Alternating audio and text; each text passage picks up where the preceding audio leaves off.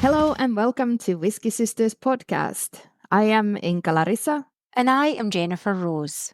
Together we will bring you a monthly whiskey podcast where we will be discovering drams, exploring distilleries, and talking to industry experts and catching up with our whiskey pals. We will be sharing exciting whiskey adventures, sticking our noses into some whiskey news, keeping our drams on fire, of course, and cutting through any industry bullshit. So, buckle up and enjoy the ride. You're listening to the Whisky Sisters podcast with Inka Larissa and Jennifer Rose.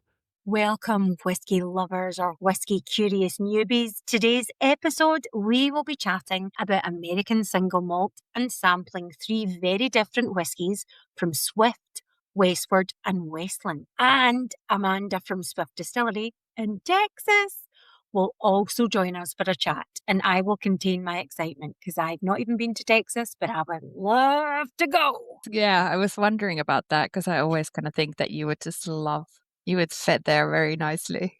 Yes, I took the full, like all the gear, no idea, big cowboy boots, the whole shebang. Yeah. It's basically a completely new category for us, American single malt. And American single malt just became a legally defined whiskey category for the first time in the US history. So it's very cool.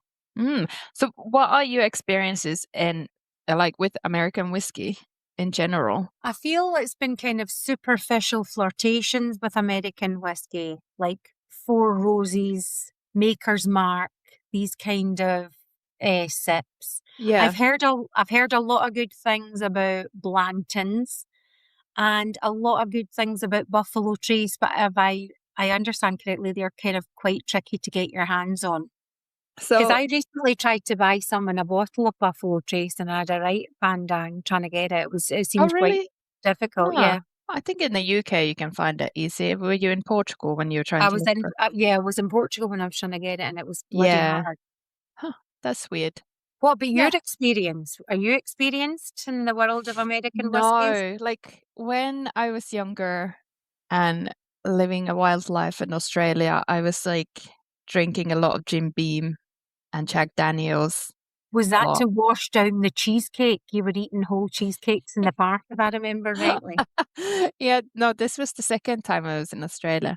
This was like away from the cheesecake shop, although it would have really worked very nicely. I was actually working in a cafe, or one of the cafes I was working.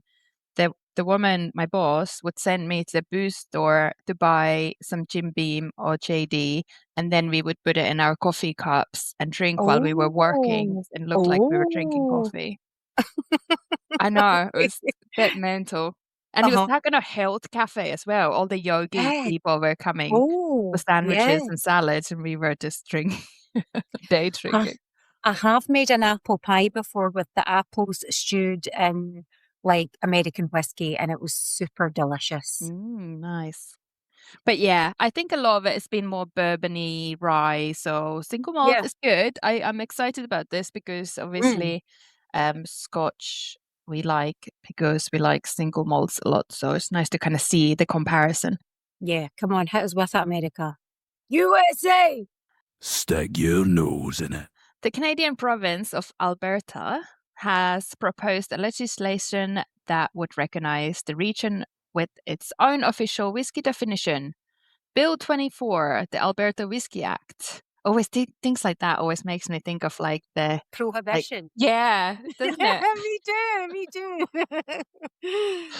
Yeah, so they want to define and protect the province's whiskey with its own label, Alberta Whiskey. The provincial government said that without its own definition, local distillers struggle to distinguish their products from the wider category of Canadian whiskey. And as we know, Canadian whiskey can be a bit, they call it rye, but there might not be any rye in it. So it's a bit of a mess.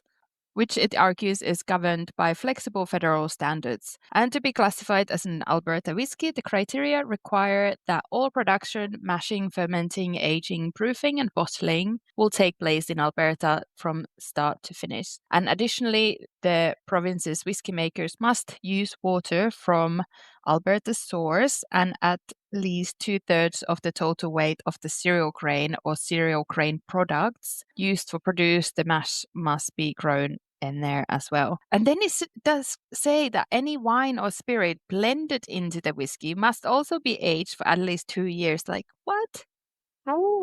Like, Oh. what does that even mean? Someone please clarify. Also, the rules would be voluntary, so any distillers in their region choose not to meet the standards can continue producing their whiskies as they have done in the past, but just can't label it as Alberta whiskey, you know. So do you think they mean like any wine or spirits blended in? Do you think they mean like if they were finishing it in a wine barrel, that the wine itself would have to be more than 2 years old? Yeah, I know. It's kind of because you wouldn't. Why would you put Don't wine? know. Yeah, And confusing. so it's been proposed but not passed? Yeah, I think they're just waiting to see what happens. They actually have 45 whiskey distilleries, of which 43 are small craft distilleries. Sounds like they're super keen to like regulate and put a standard stamp on something and, really diversify from what they think is a bit of the Wild Yeah, West. I think it's a good idea. I guess it would that kind of quality stamp or the name would Hmm. then probably give them a little boost. If it goes ahead, we should do an episode on Alberta whiskey. Ian MacLeod Distillers has officially opened the Lagan Bay Distillery on Islay with its first cask filled on the 2nd of April this year, 2026. And it becomes the island's 11th distillery. And it's named after the windswept coastline of Lagan Bay. And logo, it was inspired by bottlenose dolphins, which are frequent, adorable visitors to the waters. The site has a focus on sustainable environmental management with wetlands to manage liquid waste and to support the wildlife. The business will explore renewable energy solutions in collaboration with other local organisations. And the distillery also aims to contribute to the island community through creating the jobs and ongoing investment of an unspecified nature so far. The funny thing is, though, Islay is pretty much the only place that don't need the employment. I think pretty much everyone has a job, so they will have to probably Ship get people workers. in. Yeah, because Yeah. you read all the time on these things that they, have to build housing or get people to come and move to Islay. Because so it's just, I don't know. Do they need more distillery? Okay, exciting, and I'm sure it'll be great. But there's more distilleries still being built and more to Is come. there? How much? Yeah. So how much can you? Oh, the island's going to sink with too many distilleries. Yeah, exactly. That's what It's I going was to be like thinking. the New World Atlantis, underwater island. Yeah, I know. Then we need to take a submarine to see all the old distilleries. It's like anything, too much of a good thing is maybe not always a good thing. Many new bottle labels or bottle redesigns still coming through, I don't know if you've seen, actually, I did send you 2 pictures just on an off chance that you missed this. I But saw, believe it or not, I saw them and have reviewed those pictures. okay, so Glencadam, new bottle shape, new labels, Yes. thoughts, go. Nice new bottle shape, sturdy, not too different labels from how I wouldn't say, oh, that's a Glencadam. I didn't recognise it at first. I felt it was still recognisable. So I was vibing with Glencadam. I thought, yeah, nice. Yeah, me too. And I like the colors because it's very different to other Mm-hmm. distilleries. There's like a Yeah. really light baby blue. They have this kind of like a lavender color. Then there's a Yeah. little bit of like a blue turquoise one, burgundy, bright Yeah. red, 2 They've not different been or shy to splash the colour, have they? yeah, exactly. And like a couple of green ones that has like lime green and then this other green on the same label and stuff. So I think it's quite nice. Like I like something a bit different. Mm. So I don't hate it. at No, I all. like them. I like them. And maybe the little chunkier bottle shape might be better for people's shelves, because when you have the old taller bottles that they used to have, maybe they can sometimes. Sometimes they can, they can sometimes be a shelving hazard. Yes. Well, how about tomatin? Too chunky, too girthy, not for me. Well, I think the bottle shape isn't it very similar to before, but I just think the I label think it's colors. similar, but it just looks, I prefer I like a sturdy bottle, but not too sturdy. Yeah, it looks really heavy, like Yeah. like a lot of glass. But the colors, they were just, it Like a really makes me, two-handed width. yeah. But the color, as soon as I saw the pictures of the new labels, Mm-hmm. it made me think of Glendronach, the new Glendronach. Like the colors are the Oh, same, maybe in different order, but it's really giving me beautiful. Glendronach. But I don't hate it. I'm not sure if it was improvement. Yeah, because Glendronach have the same red on the 12, the same green on the 15, and then the blue on the 18. Well, that's true. So they Yeah. do. So it's just like in different order, but like it's the same color. Labels and font and all that I think are nice, but yeah, I think the Mm. other Glencadam bottles is ideal for safe pouring Yeah. and shelf manageability. Yeah. Exactly. Okay. Well, listeners, let us know. What do you think? Are you getting Yeah, bored of everyone changing their look at the same time? yeah. Do we care? We I still was going buy to the say, whiskey, but do we do some care? people even care how it's packaged as long as it tastes good? Yeah, probably not.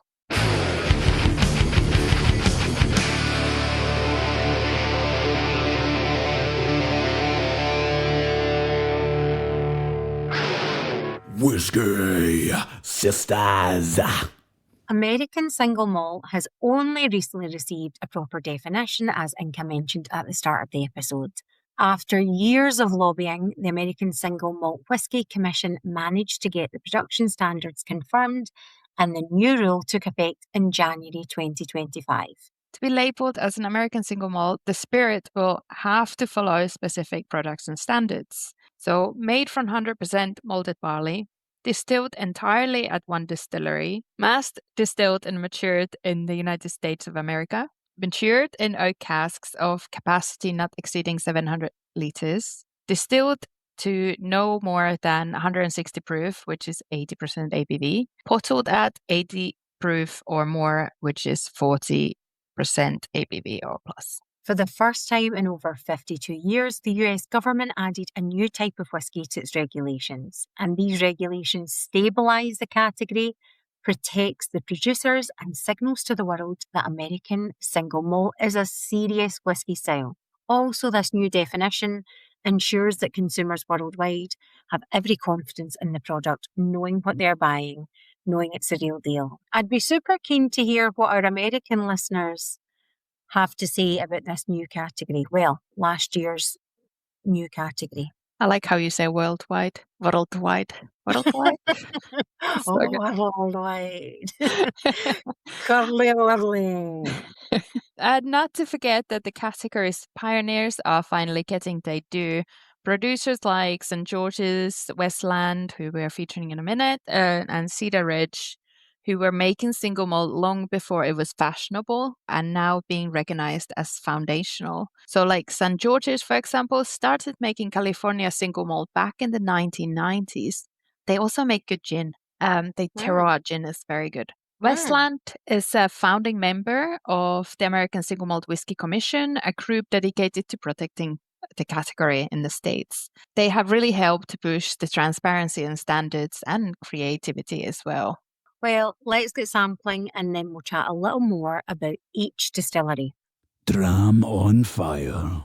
Swift, who we will obviously have Amanda on in a minute, she can tell us a little bit more, but just quickly, it's basically a small scale operator compared to the next two. And I feel like it will be a very different as well. It's made in Texas, where aging is done swiftly due to the hot weather. It was aged over a year in ex-bourbon, char level 3 casks and then finished in Oloroso sherry casks for 6 to 12 months. So this is like really young whiskey. But as we know, obviously with the heat and stuff, it will mature quicker. So it will taste, rapid fire maturation. And I think the comparison is like, I don't know. I think on their website it says 10 to 15 in Scotch terms, but I wouldn't say it's probably not that high. Like I would think. Interesting though, isn't it? I know we've discussed temperature before, different climates of exactly. When we were talking about the Taiwanese whiskey, for example. Exactly.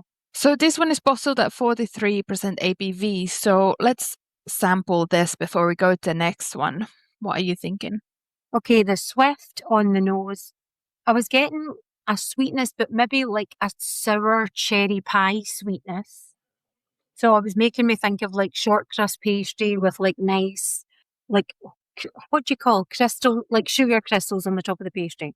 Quite subtle aromas in the nose for me. I was getting quite a lot of clementine, like a clementine peel, floral honey. This time also kind of like lemon cake.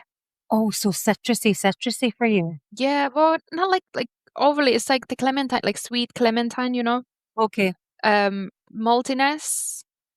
But I find it quite summery. There's some apple in there as well. And then after a while, I was getting dried herbs like oregano, thyme. But overall, I just find it very summery and bright. How did you find it on the palate? Oh, it's changed a bit since I've had it in the glass. I think so. There's nice viscosity to it, like a kind of almost honey syrupy, like a sweetness, like a peachy syrupy kind of vibe on the palate as texture. More citrusy, lemon peel, fragrant pear. It's a bit floral and perfume. But again, it's just like making me think of summer in a glass. That's nice.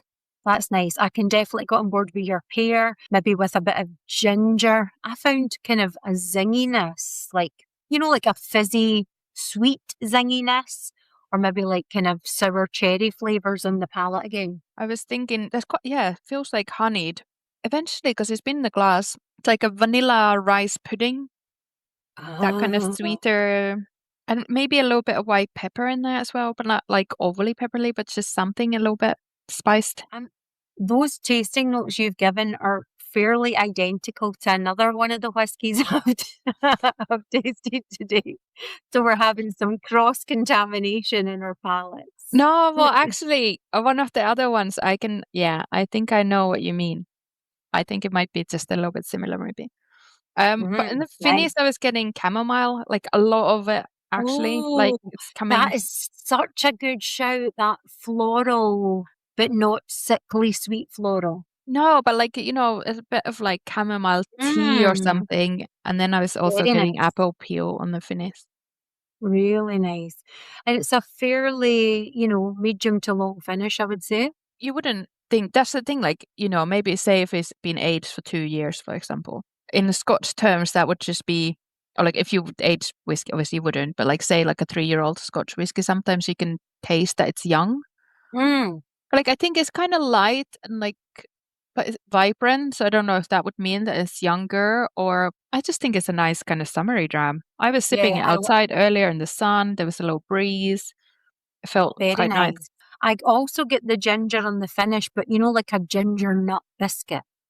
Yeah. Oh, yeah. There's definitely some biscuity. Yeah, I can go with that for sure. Yeah, well, we'll talk about this more with Amanda in a minute. They have another whiskey as well that's aged in satin, so I want to hear more about that. My glass has emptied swiftly. Oh, I know, that will never get old. Inka, let me tell you this. What? Do you know what I have just noticed today for the first time? So I'm sitting on my desk doing my whiskey tasting, and then I suddenly, what is that in the base of that Glencairn glass? And I thought, it says the Glencairn glass. Yeah. And then I thought, oh, it says it on the mall, and you've been drinking out of these bloody glasses for years, like every week. And why today Are you noticing this massive lettering that sits in the bottom of the glass? I know, you can see it nice through the Yeah. base. Yeah. Maybe it's just because I'm like so greedy for the drams. It's like so close. I've not had the good angle or something. I don't know, but I'm just like, I'm fair taken with that today. I'm like, oh, would you look at that? Everybody check the bottom of your glasses. Well, talking about clean cans, you can get Whisky Sisters branded clean can glasses from the clean can website. I will add the link on the description of this podcast, and it's also on our Instagram bio where the links are if anyone wants to shop. Who wouldn't want to stick their nose in a Whisky Sisters glass? Who would? Yeah, I know. And the special bonus is that you see the Glencairn glass at the bottom. No extra charge. Yeah, it's a true original Glencairn, not some fake one. Exactly. Hello, is that the Whisky Sisters? Okay, well, let's try the next one then. Okay, Westward is a Portland-based distillery, and they are probably one of the most internationally recognised American single malts with a strong presence both in Europe and Asia. Many American single malts lean on cask influence. Westward leads on brewing culture. Westward whiskey, the original 45%, begins with locally malted Turo barley from the American Northwest.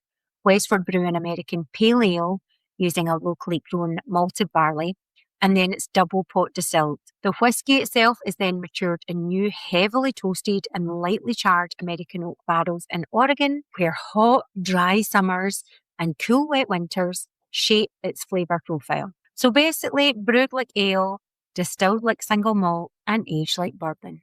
Very cool. Actually, this is probably one of the first American single malts that I've seen. And yeah, I had to do some research just to find this few for this episode to go with this. Thank you for your service, Inka, and your unwavering commitment to the cause. Well, there's actually surprisingly many when you start looking, and like especially in the UK, but also in Italy and stuff. So I would assume rest of Europe, there are quite a few American single malts available. It's just that the names, maybe if you're not focused on it, there's like, you don't know the names yet. So I was happy doing my research, and I can see blog posts coming your way soon. So, okay, Very on the good. nose. Hey, On the nose. I just want to say the colour of this jam is like super ambery, coppery, and it Yeah, pleases me, just the making colour. sure you It's haven't lovely. mixed your Westward and your Westlands. Just I quick, definitely haven't. yeah, because the one, okay. Good. Unless my sample giver has made an No, arse. I actually sent Today you I the, have not. yeah, I think I sent you the Westward in its original bottle, right? Yeah. You did, honey. You did. Yeah. Okay, So we're so definitely not mixed up. nose. Corn on the cob with butter. Summer meadow. I was getting all the summer vibes. Honeysuckle flower. Oh, I was getting some creamy mascarpone or something. A little bit of cinnamon, oily pastry, Easter egg. I don't know. I just think, is it just a certain type of chocolate that, I don't know, maybe because it was just Easter, it made me think of that, but like that certain type of chocolate. Lime sweets. Oh, the ones with the chocolate in the middle. No, what's that? I don't know. I just think there's these like boiled limey- ones. There's a limey boiled sweet in the UK, and it's kind of like fairly hard, but not rock hard. And there's this crappy quality like chocolate at the very centre of it, but it's a good sweet. And I really get that when you said Oh, like that sweet. could be, yeah. Also getting molasses and maybe a little bit of apple as well. Wow, nice. And on the palate, it was I quite got- surprising. I think. got a fruity peach like crumble, like like a pudding crumble, but peachy. But then I was getting really creamy on the palate, and I was thinking, is it a creamy rice pudding maybe with a little nutmeg? And you had mentioned the like mouthfeel in the last jam. I thought this one was like super silky, almost velvet soft. in the Yeah, oh my mouthfeel. God, same. So that's I was thinking like it's quite syrupy, like, yeah, and like almost like peach syrup from the tip, like Yeah. that kind of, Yeah. yeah. And I was getting also like vanilla. I wrote vanilla cream, but it could have been custard or the rice pudding or Yeah. something. Definitely. I found it almost a little bit perfumed at the beginning. Then Mm-hmm. some raisins, cooked, like really well cooked apples. Yeah. Also made me think of prancamenta, which is this kind of minty amaro, or like kind of slightly too pasty. Do you know, as you're saying things, you're manifesting them in my palate. I definitely can get a wee like zing of mint, but not, those evil mints that are too strong and draw the cheeks No. out your Yeah. chops. The nice, sweet, like juicy mint. Yeah, definitely. Mm. And then there was the fruitiness made me think of some like IPAs beers because I like a fruity Ooh. IPA, but maybe that could be what is it, APA, American Pale Ale, which is what they do. Oh, Like yeah, yeah. I don't normally drink those, so I don't know how fruity they are, but definitely that kind of fruity beer. Yeah, I think it's fairly delicious. I think it Yes. was like slight woody oakiness on the finish, but still again that creamy follow through. Yeah, I was getting a bit of like oats, like a porridge oats, Mm-hmm. nuttiness, maybe a Brazil nut, maybe hint of Oh, good call. maple syrup, and then menthol tobacco. Wow, your taste buds are on fire I today. know. Yeah. Look who's not got allergies. So good. Oh, I That's know. brilliant. I've managed to deal with my allergies quite well with natural remedies, Oh, good for you. which I That's can like reveal if anyone has allergies, because I got super bad allergies, and this is honestly amazing. So that's the good witchy vibes in you, like yeah, all herbal goodness. I take spirulina tablets every morning, Mm-hmm. Mm-hmm. and also quercetina or something, quercetin, Oh, which is the color, natural color from certain fruits and stuff, but it's in a tablet form. Honestly, cool. I swear by these things. Game Absolutely. changer. Yeah. Love it. I can see you with your own apothecary Yeah. one day. Yeah. All the herbs and Lotions and teas and potions. yeah. Yeah. Okay, so let's move on to Westland, which is an American single malt distiller based in Seattle. But its identity is rooted far beyond the city. They describe themselves not just as distillers, but as the stewards of a region, the Pacific Northwest. Their whole philosophy is built around expressing that landscape through whiskey, the misty forest, the coastline, the barley growing valleys, and the independent culture of the region. So basically, Westland is a whiskey for those who care about what they drink, but even more where it comes from, who made it, and the steps involved before the whiskey enters the glass, basically. When Matt Hoffman founded Westland in 2011, he brought his flavour first mindset to the forefront of American whisky. But instead of mimicking the traditions of Kentucky or, of course, of Scotland, he asked a question that would change everything. What does whisky from the Pacific Northwest taste like? And that question led them out of the distillery and into nature. They worked directly with farmers and seed breeders in the Skagit and Powell-use valleys to use non-commodity barley, heirloom and flavour-forward varieties chosen for character, not efficiency. And their production style blends tradition with innovation, milling their own grain, and they ferment with Belgian Saison yeast and mature in a wide range of casks. From slow growth American oak to sherry butts to native Gariana oak, a species unique to this Pacific Northwest that gives their whisky a smoky, sweet intensity. And they age for a minimum of 3 years, often longer. I've never heard of Gariana oak. No, that's the thing. I only just saw it now when I was looking through their stuff.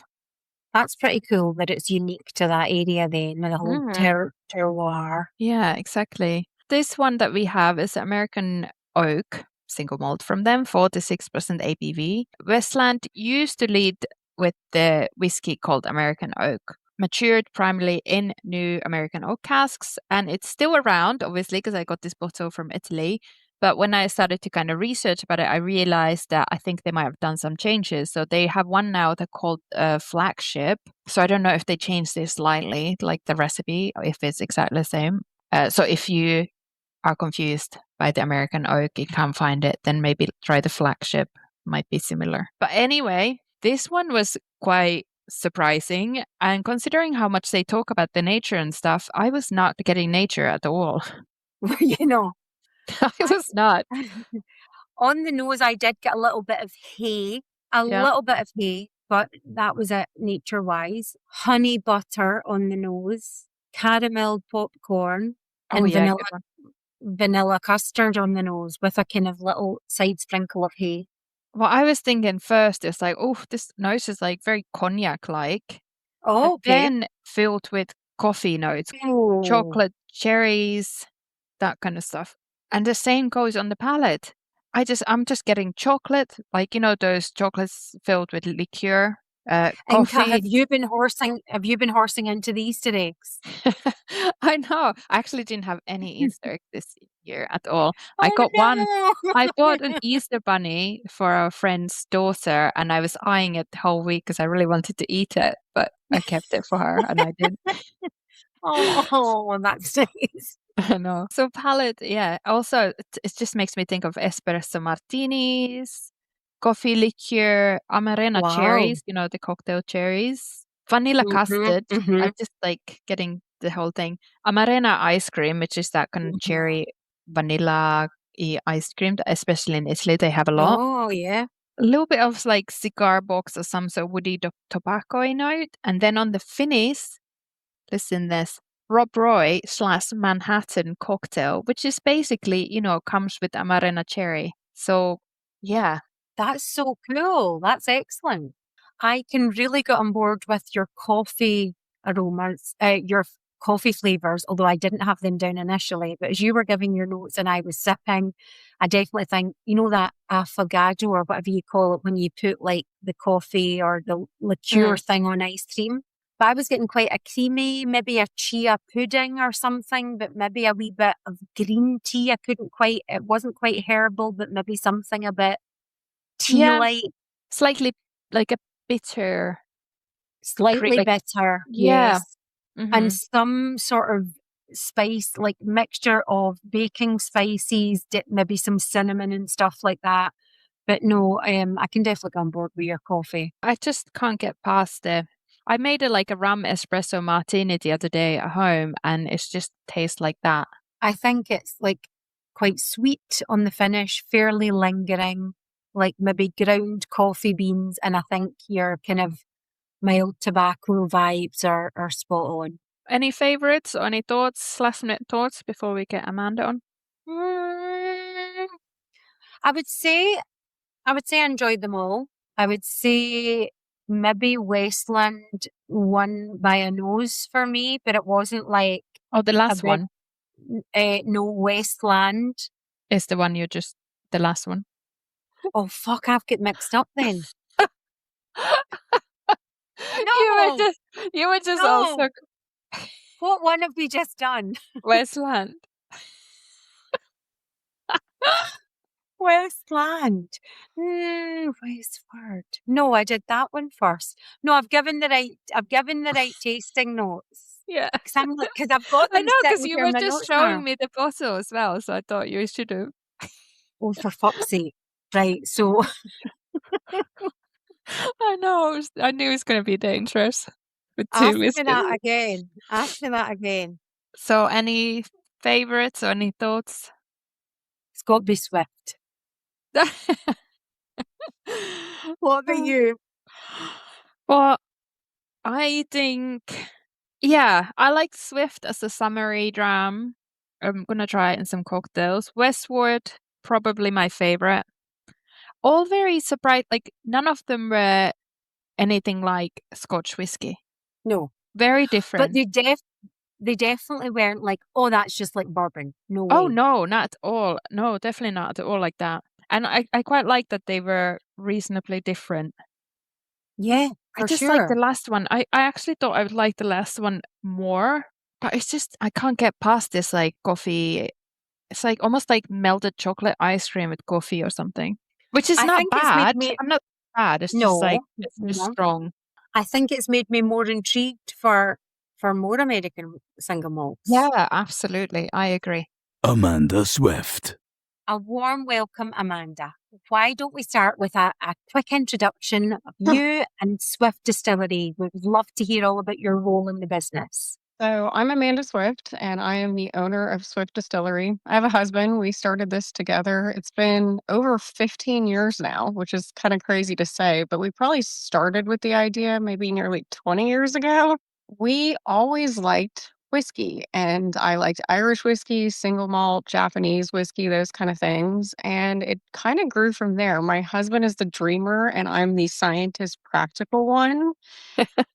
And he kept saying, let's make scotch in Texas. And I kept saying, you can't call it that. And you can't make scotch in Texas. Because again, I'm very practical. And one day he wore me down and I was like, all right, let's give this a try. So we quit our jobs after doing a bunch of research, a bunch of traveling, and kind of getting an idea of what we wanted to do. And 15 years later, we're still here doing it. So it's kind of exciting because we just launched in the UK. So it's a new adventure for us. And you guys have such better alcohol laws than we have here in the US. That's Because amazing. So bold and brave to have that vision and that inspiration, but to like quit your jobs and make it happen. That's really quite something. I feel like if you're going to do something, you kind of have to jump into it. You can't, Yeah. just give it a half effort. It doesn't really work that way, especially Yeah. with the alcohol industry, because it's all in or all out. Like you can't be half in, half out. So how did you start your whiskey journey? Like, how did you get into all the Japanese and the Irish whiskeys in the first place? You can thank my dad. Um, My dad is a good New Yorker, and I am from Texas, and he had a thing against Lone Star beer. And when I was probably 15 or 16, it's very cheap and it's not the best tasting beer. And he was like, you're not going to drink that. You're going to learn to drink properly. So he offered me I could try whatever he was having, and he either had scotch or wine. Didn't like the wine. He gave me Macallan's, and I loved it. And it probably was very watered down. It was, I'm sure half water when he let me try it. And that kind of got me going as saying, oh, I really like this. It's something interesting. It kind of pairs with what I already liked for food wise. And it went from there. And Nick and I have been together since we were in high school. So when we went off to college, we did a lot of drinking, not legally in the US, but we were doing it anyway. And we always leaned toward having a whiskey together. And it most often was scotch because neither one of us liked bourbon, but we definitely had our, phases of Irish whiskey and Japanese whiskey and those kind of things. 22, after we were married, we ended up in Ireland and he dragged me kicking and screaming to the Guinness Beer Tour at 8 a.m. after getting off an international flight. It's not what I wanted to do. I was really fascinated by the whole process because I never really considered what I was drinking and where it came from in that sense. And seeing that, beer and whiskey and all those things are made from, grain, water, and yeast, and you get all this huge range of flavor. And that's where it came from. I was just after that really interested in it. And every time we would go to a restaurant, we would pick a shot of something different and give it a try and taste it. We'd talk about it. And it just kind of grew from there. I've flirted with drinking wine before, but it never does the same thing for me. It's like whiskey just is it. Um, and I'm pretty stuck on single malt whiskeys. That's always been what I like. I do like the heavily peated stuff on rare occasions, but I'm in Texas. It's very hot. You Yeah. usually want something like light and crisp. Other than the rare instances we get cold and I bust out my bottle of Octomore, which I've probably had 10 years. Nice. Because that doesn't, it doesn't fit our climate very well. If I'm Yeah. traveling, absolutely, I'll go grab something a little bit heavier. But yeah, that's where it started for us. And Nick, I think, likes the art side of it, and I like the science of it because it's very fun to get to do the things you're passionate about. And I feel like a lot of people don't get lucky and get to do what they really love in life. So Yeah. So am I understanding right that you do the distilling and yes, that we sort do. of, yeah. Yeah, we do absolutely everything. So Nick and I kind of think of it as we need to be able to do both sides of stuff. Yeah. So I can cooper, he can cooper, I can distill, he can distill. And a lot of times it's like one of us starts something and then one of us finishes something because we're always running in different directions. I probably do more of our sales, but I'm the extrovert and he's the introvert. He'll stand there and give you a reason why what we do is good and let you taste it and tell you about it, but he'll never be like, you need to order it now. So I'm probably more pushy than he is on those things. So that's why I get stuck doing the sales. Or he just tells me that and because he doesn't want to do it and I do it. Well, that's amazing that you both can do pretty much all of it. That's Yeah. a real family affair. Yeah. We don't have any employees, so we do absolutely wow. everything ourselves. So when we bottle, it was for a long time, my parents would come help us. And now we Wow. have a group of retired teachers that live next door to us at the distillery, and they come help us. And they're great fun. And they have beautiful handwriting because every bottle has a handwritten date on it. It tells you when we distilled it. So if you can't read the date, it's my handwriting. And if you can, it's the teacher's. That's brilliant. I have scientist chicken scratch for handwriting. Can you tell us a wee bit more about the production of Swift? And we really want to find out a wee bit more about, you guys getting barley from Scotland rather than sourcing in the US. Yeah, when we started this 15 years ago, there wasn't a lot of options for malted barley in the US. There were some, and they weren't good for what we were looking for. And why not go to where Scotch gets their barley from? I know a lot of times in Japanese whiskey making, they do bring in barley from Scotland. And that's what we chose to do because we've worked with two of the major, producers of malted barley. We have a variety we like. It's always consistent. The pricing is expensive, but it's worth it. Fast forward 15 years, there are a few more options for malted barley in the US, but they're not non-GN. So we don't like the idea of using something that could potentially have a carcinogen in it. We test our whiskey regularly to make sure that everything is what you think it is. But that's always been our concern with buying American grown grain is there wasn't an option for something we felt worked for what we were doing. And in all Yeah. honesty, you guys have it figured out. Why would I mess with, 400 years of tradition? Yeah, we'll go with that. That's kind of how we felt about it. If we decided when we wanted to do this, we wanted to take all the best techniques we could learn from around the world on distillation and plop them down in Texas and do them. UK grown barley, Scottish malted barley is just better. And Okay. Well, how do you manage the intensity of Texas maturation without losing some of the nuances of the malt? And do you think you will try longer maturation, or is the angel share too much? we have tried longer maturation, but what we've learned is we are a hot and humid climate and we temperature control as best we can. So we let it go cooler at night with air conditioning. We use currently 25 tons of air conditioning and we keep the temperature about Wow. 65 at night. And then we let it rise up during the day at about 75 Fahrenheit. Sorry, I'm really bad at going from Celsius to That's okay. I can do the metric conversions usually in distance and those things, but Fahrenheit to Celsius doesn't click in my head correctly. It should, but it doesn't. And then we have a humid climate, which is where a lot of the angel share is. So you have to think of us like a rum climate in the Caribbean. It's hot, it's humid. Yes. We have stuff that we've aged about 3 years, and I feel like what we can get in that time frame makes for a great product. It makes for what we want. And the longer we go, the less you're going to have in those barrels. And it's not Yeah. worth the energy cost to Yes. try to completely climb. I mean, we climate control as much as we can, but you can't overcome the Texas heat because Yeah. we have sometimes 100 days over the summer that are over 100 degrees. Wow. And the equipment just cannot handle chilling that much. Like your standard air conditioning can only chill for temperature degrees about 30 degrees from whatever the outside air is. So Yeah. Yeah. you're pushing your luck on that. We spent a lot of time in Japan, and the Japanese have done a lot of research on the optimal temperature and humidity ranges. And we got lucky. We fall in them. So I think that helps us. And with the Texas climate, you also are balancing, I want to say overheating your barrels, because then I've had a lot of other Texas whiskeys where they're bourbons and the corn I think is more forgiving than barley. Barley is not forgiving in the sense of if you over oak it, you've overpowered it. And we never wanted to make a big, bold, and in your face flavored whiskey. We're about subtlety and nuance. And our whole philosophy was whiskey should be for everyone. So we wanted to make something we thought a large range of drinkers could enjoy. Everyone from the newly getting into it to the Scotch lovers to people that maybe just wanted a cocktail, or the gin and tonic crowd or the wine crowd. I didn't want to create something that was only meant for one type of drinker. Yes.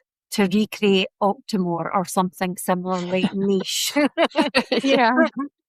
I mean, I enjoy having a niche product every now and then, but it's not something I will ever reach for. Yes. And for us, we think whiskey is really something that should be shared. Like Nick and I love sitting down and having a drink together. I like sharing a drink with a friend. And it's more fun if you can share, a cocktail together or a whiskey together that you're both going to enjoy. So you're not trying to figure out they only drink this and I only drink that. That was really our method behind it, is why we chose what we did. And we basically just made something we wanted to drink. So we were hoping people would like it. Which makes perfect sense. And for our listeners, can you share if there's a flavor note that feels like a kind of Swift signature note or a mixture of notes that across your different releases? Yeah. Our two products are a little bit different. So we have an Oloroso finish and a Sauterne finish, but they come from the same grain and they're both aged in bourbon barrels before they get moved to their final finishing casks. But one of the things we really emphasize is we wanted a smooth, easy drinking whiskey that allows the finishing cask to kind of shine through. So with the Oloroso, you get those peachy notes. With the Sauterne, I always kind of think of candied lemon, tropical fruit notes that kind of come through. You retain a lot of the kind of cereal malty notes from the barley because we take very tight cuts off our stills and we use copper pot stills. And we really want to retain those flavors. So for us, it's about creating a harmony and a balance with those. And the bourbon barrels we start and give those nice kind of delicate oak and light vanilla. So for us, it's about harmony in those flavors. Nice. Yeah. We just sampled the Oloroso one, which we both very much liked. Yeah. And for me, it was definitely summery, the lighter style, like a summer in a glass, really, with a bit of floral, bit of apple, certain kind of summery notes that, I can see that now that you've been into the Japanese style as well. And it makes so much sense how you're talking about where you are and how hot it is and how that kind of whiskey really works for that area. Yeah. And it's definitely something that I would like to share with friends who might not be massive in whiskey drinkers. It's an easy way to start as well. And there's a nice viscosity on the palate as well. Really lovely. Yeah. That was very much what we wanted. Texas, again, our climate is year-round hot. So it's perpetual summer. We have a lot of peaches, and pie is one of those things that is very Southern. And I feel like Texans love pie, whether it's pecan pie, peach pie, those kind of things. So I always enjoy drinking whiskey as a dessert. I don't tend to drink whiskey before a meal. I tend to have it after a meal. So pairing it with fun kind of dessert, call them flavors or themes, that really goes well for me. So that was with the Oloroso. And then with the Sauterne, being it is a French dessert wine, I feel like that one stands very well on its own. And that one I think does go better in the cooler months for some reason for me. Not that we get cool months, but we kind of get cool months. Because those lemony notes, they're just more, I always think of lemon pound cakes or lemon cookies being a holiday thing, and that goes in the holiday theme for me. So that's how I parse them out, but that's not always. I think everybody kind of has to drink it how they like it. That's another one of the things that we really stand by, is that, if you want to make a cocktail, if you want to put ice in it, if you want to put a little drop of water in it, no judgment from us. Drink it however you like.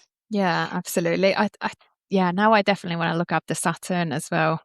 See if it's in some bars in the UK as well and give it a try. Does sound Yeah. really nice. That's one of my favorites, but I love a Sauterne wine. I just think the flavor notes in Sauternes are so unique that nothing is like that to me. And so for whiskey, I just love anything finished in a Sauterne cask. Yeah, no, it's a good one, definitely. Talking about American single malts in general, like, do you think they need regional styles, or is that kind of freedom part of the point? Um, I feel like with a lot of the other American single malts, they range all over the place of what they taste like. Because in Texas, there's other American single malts, quite a lot of them now in the US, and they have a huge range of flavors and other things. So I mean, this might be the American spirit in me, but we're all very individual. And so I think that that category lends itself to a lot of individuality. Whereas I think a lot of the regions in Scotland, because there's such a long and rich history to them, they're somewhat pigeonholed in that concept of they have to taste like their region. Whereas it's a newer thing here. And Americans, I think, have that attitude of like, we're just going to do what we want to do and we don't care. Yeah. So things, because we don't have that history. We don't have bourbon has a history in the US, but not with the American single malt or single malts in general. I think worldwide don't have that rich of a history, so they can be unique and stand on their own where people aren't necessarily expecting them to taste like something. So I have a lot more freedom in that category than I think you would if we had defined regions like they do in Scotland. Yeah. That makes sense. Yeah, I And mean, we have no history of this. When we started, there was, I think, maybe 5 other American single malts being made, and now there's hundreds of them across the US, but there was very few when we started this. So I think it's fun to watch the category develop because maybe when people look back 100 years from now, there'll be more defined like regions of yeah, taste. But yeah, I don't think the American single malt category is gonna lend itself to being, like, pigeonholed into those yeah, particular categories, which is fun because you can do a lot of innovative things that I feel like Hmm. you wouldn't get away with other products because people yeah, expect their Chardonnays to taste a certain way, or they expect their, IPA beers to have a certain thing, or their stouts, and it makes it fun and inventive. And I'd love to see Scotch be a little more inventive in things, but I think that's very difficult for them because, they have rich histories and they can't really deviate from those, I think, without upsetting their core audience. Yeah. But I think also that's why Japanese whiskey has seen such a popularity because it has a lot of unique notes to it from that you're just not going to get in anything else. So it makes it very interesting to drink. It's exciting to try something new.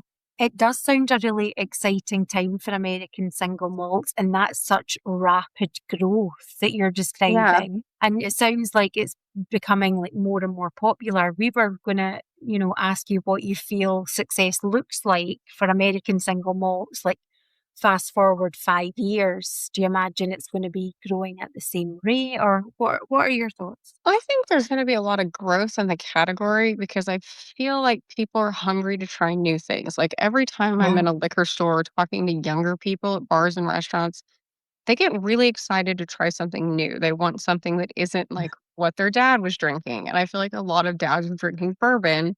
And the concept of having a single malt where it can age in, it doesn't have to be new oak. There's a whole range of possibilities and flavors you can get with it. And you can have the unpeated or smoked, or there's a lot of things going on with the grains that people are using or how they're malting them and those things. I would love to see it be a really inventive category because I love whiskey and I love, the wide range of stuff you could get from it.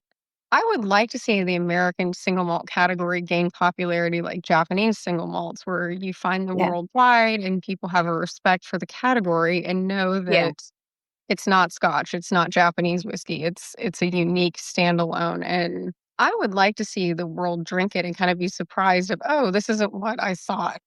Because I think when you get into those interesting flavors, it really excites people to drink it if it's not what they're expecting.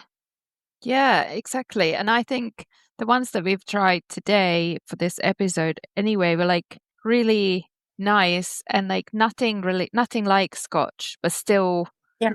Yeah. Rich in flavor, just a lot to discover. Still like clearly single malt in the sense, like similar Exactly. sense, but just totally unique. So I feel like there's a big category for everyone to discover. I think it would be a fun category for people to experience. Wine kind of had its moment of there's a lot of really interesting blends. There's a lot of interesting regions growing wine. I love that you're seeing more and more like South African wines across the world getting popularity because they have a unique climate, they have a unique product. I'd love to see American single malt kind of go in that line where they keep the high end concepts behind what Scotch has, but make it a little more inventive, a little more open to the next generation of drinker. Is Yeah. getting that younger generation to drink because they are drinking less, but I think they're usually more interested in having a story behind it. And I a was lot of just the American thinking of, single malts have a cool story. sorry, I interrupted you there. I was No, just no. thinking about what you were saying about younger generation and the name Swift being very popular with a huge component of the younger generation. But Yes. I wonder if the Swifties are drawn to Swift Distillery. I've met a few Swifties. I kind of laugh because I'm 41, about to be 42, so I'm a good bit older than the other Swift. um, But, it's a nice comparison to have. She's done an amazing job building a brand and building a business. So if I can get some customers out of sharing a last name, um, it's- Exactly. I was at a tasting a couple weeks ago, and there was two teenagers who were with their parents shopping, and we're in a college town, so there's a lot of younger people. And they made a comment that in there when they were old enough to drink, they were gonna come back and try our stuff because they loved Taylor Swift. So I was like, "Okay." Um, I got a Yeah. good laugh out of that. You never know when you meet people when you stand in a liquor store and do a tasting, you meet all kinds of interesting people, and they're always really funny. So I love the comments you get, but that one might have been one of my favorites. They'd had nothing I don't even think they knew what whiskey was, but they liked the name, so Yeah. we also get a lot of people that like the fox on the bottle because we have a Yeah. fox logo. Because she's technically me, that was kind of the running joke is my husband is the Swift and I'm the fox, but the fox comes Oh, from these little gray foxes, which are not red at all, on our out in Tex we have, a gray fox that's very common throughout Texas, they're everywhere, they're kind of like urban oh wildlife. wow. We get them in our backyard in Austin. And they climb trees. They're more like cats because they have retractable claws, and they're very cute and they're very noisy. Oh, So the That's fox came cool. from that, and then it was blended with my hair color. I'm a redhead, so that's where the fox color came from. But between the name For, and the fox, we have a popular bottle for that. for sure. yeah. What is next for Swift Distillery? Any new releases on the horizon? Obviously, now you're available in the Yes. UK. Any other markets in the EU or other countries coming up? We're looking at going to a lot of the countries that Amazon can work with because that's a big Yeah. help to get into a Yeah. market. So you can kind of Yeah. test out how things work. Online sales in the US are rather difficult because it has to go, I can't sell direct to consumer like you guys can. So we're looking at kind of Germany, France, the countries that have similar laws to the UK, hopefully coming up in later this year or 2027. And then we do have two specialty releases that we're hoping to get out. We have a Chardonnay finish, which we used a Oh, French oak cask with a California Chardonnay, and it's probably my favorite thing we've ever made. It's very not what you're expecting when you hear Chardonnay, but it's got these beautiful buttery notes that you pick up from a Chardonnay, and it's really good. And we have a Madeira finish that's in the oh, pipeline. It oh, needs probably nice. and the Madeira is very slow to pick up for flavors, what we've noticed. Like our Sauternes picks up flavor very quickly. The Oloroso is a little bit slower. The Chardonnay picked up flavor very, very quickly, but the Madeira is slow. I'm pretty happy with it at this point, but it needs at least another 6 months to round out all those nice Madeira notes. And then we've been playing with some like specialty project things. My husband really wants Mizunara casks to start Oh, with and then finish in a plum wine. But oh my Mizunara God, casks sounds are amazing. very expensive. And we're having a current financial debate. Yeah. We generally solve our financial debates with like rock, paper, scissors or some really funny things when we can't come up with a good decision. We've made a few business decisions that way that have worked out. So Brilliant. we're looking at some like ice wine style casks too, because there's some really interesting notes in ice wine that I think would pair nicely with our single malts. So those Yeah. are the kind of, and I think that's what's fun about the American single malt category is that you can do some really off the wall things and people will just be like, okay, we'll try it. Exciting. I'm loving all those cask plum wine as well. Sounds So, super fun. yeah, lots Yeah. for our listeners to be keeping their eyes open for and invest in their pennies. We would like to do smaller bottle options. Currently, we don't really have a bottling line. Everything is kind of hand bottled. So we're looking at kind of purchasing some more equipment so we can have like sample packs so people could get to try 3 or 4 things at once. Nice. That's difficult with the cost of glass and production and those things. So we're balancing out this is the problem when you run a business. It's always the budget versus the wish list. Yeah. So the more you buy, the more my wish list can get done. But Amanda, you've told us already you love sharing whiskey with others, you and your Yeah. husband sharing a whiskey together. We always ask our guests, if you could choose a kind of celebrity or a figure from history, dead or alive, to share a dram with, who would it be and what whiskey would you share? that's a good one. Oh, that one's hard. I have some funny answers for this. Matthew McConaughey is from Texas. He went to the University of Texas, which is my alma mater. I went to the University of Texas. I would think he would be really fun to talk just nonsense with about like parenting, life. We could complain about Austin traffic. I think that would be. He owns a tequila brand. For some reason, I like to have a good time, and I like to pick people that are a little bit opposite of me. I Yeah. think he would be fun, and he kinda seems like the kind that would want something off the wall. You know how Highland Park does those kind of interesting special releases?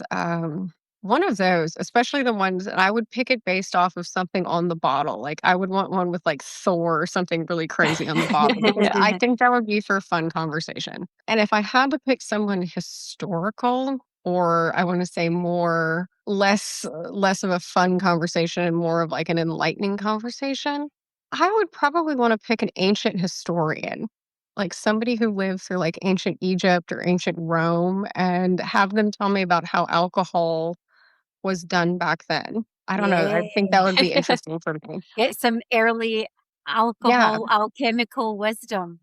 Yeah, especially the kind of people that could talk about how, when alcohol is used in, like, medicinal purposes early on, even if it was, Yeah. absolutely incorrect, I would think that would be very interesting because I do like a little bit of weird history. Maybe if you get in touch with Matthew McConaughey, you could finish one of your whiskies in Or tequila cask finish. Yeah. Yeah. Use one of his tequila. That would be fun. Those are kind of the 2 things. Like, I would either wanna have a really fun conversation with somebody that's outside of my wheelhouse of knowledge because I don't know a whole lot about tequila or the movie industry or anything like that. That kinda seems terrifying to me to have to, like, make a movie. So that would be an interesting and he's a parent, I'm a parent. I'm sure we could, share some crazy stories because kids are Yeah. wild little creatures. Brilliant. No, Fantastic. I like Brilliant. that. That was a good answer. Yeah, I like it. Thank you so much for joining us, and I thank you appreciate it. for the whiskey bottle as well. And yeah, we'll definitely try Saturn, and we will tell everyone else that we meet in whiskey bars to give a Swift try. Absolutely. And if we ever Thank make you. it over to the States together, we'll be knocking on your Texan door. Absolutely. I'm hoping to come over. We're trying to pick a time for me to come over there in like either October or maybe like early next year so I can do a bunch of Nice. in-person kind of sales things. So it'd be nice to meet a bunch of people in person. That would be lovely. Yeah, Hopefully definitely. we can coordinate that. Yeah, well, you're always welcome at the distillery. If you show up, we put you to work. That's our rule. Yes, Love it. would love Thanks, that. Ed. You've been listening to the Whisky Sisters podcast. So thank you, listeners. Next month, we will have a couple of guests, including Heather Storgard, a whiskey specialist and journalist, to chat about Nordic whiskey. She's doing some interesting, exciting stuff in that category. So we will learn what it is, what does it taste like, exciting stuff. Oh, amazing. Absolutely. And of course, we will be sipping some Nordic whiskies while we chat. Cannot wait. Or you could like record from your sauna, because it will be like loads of sauna notes probably. You could be like, really in the mood. I can wear my hat. Yeah, that would be fun. So, meanwhile, listeners, you can follow us on Instagram at whiskysisters.podcast and X at Whisky Sisters or Facebook at Whisky Sisters Podcast. I will put these links of these for these whiskies on our description so you can shop and get some Whisky Sisters glasses. Cha-ching, cha-ching. Yeah. Do it! Thank you so much. Thank you in advance. Yeah. That was a near smash, Inka. Right, you wee smasher. I'll see you next month. Thanks very much, and I'll see you next time. May your glass be full. And your dram on fire.